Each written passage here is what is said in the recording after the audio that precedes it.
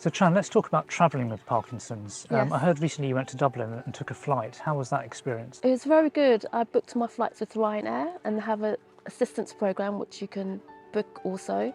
And basically that means that you get fast-tracked through security. Oh, fantastic. All the way through up into the plane, and you don't even have to climb the stairs. And did you wear one of these things as well, one of the sunflower lanyards? Yes, so if you don't have one, when you get to the airport, they provide you one as well. So I found I haven't booked the assistance programme when I've flown before, but I did take a flight recently where I wore this at the gate, and then someone came up to me and said, I see you're wearing one of the lanyards, do you need assistance getting on board? And I said, well, actually, it would be really useful to board early so that I have a bit of extra time to put my bags away and just get sorted in my seat. And so they let me board the aircraft first, and that was actually really helpful. So I think wearing the lanyard, it doesn't always work, but sometimes it makes a difference. Were you quite surprised about that? Yeah, I was surprised actually. It was very nice of them. But I find, you probably find the same thing, that when you travel, especially long distances, you need to kind of plan ahead. Definitely, for sure, yes. So like the timing, you need to allow extra time to get to the airport, and you need to time your medications as well, so that when you're like boarding a plane and shuffling around with your seat and bag, then you're kind of fully medicated and able to do it a bit better. Have you had any other experiences travelling with Parkinson's on the buses or the trains and things like that? Yes, I don't drive, so I do take public transport quite a lot. But I find that my local authority really helps me with my travel expenses. There's something called a freedom pass, which people with Parkinson's or any disability can apply for. It's just a form you fill in and then you send it off to a local authority, and that gives you free transport for buses, trams and trains within London. Is it hard to get? Is it a tough questionnaire that you have to fill out?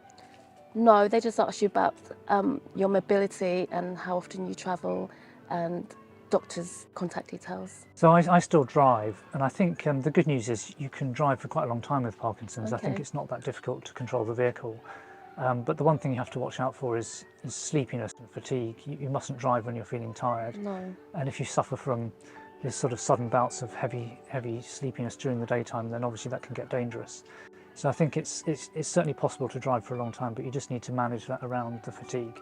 Do you have to tell the authorities that you have Parkinson's in driving? So the way it works, at least in the UK, is you get a medical review licence which is valid for 1, 2 or 3 years, and your specialist neurologist has to tell the driving agency what your medical condition is.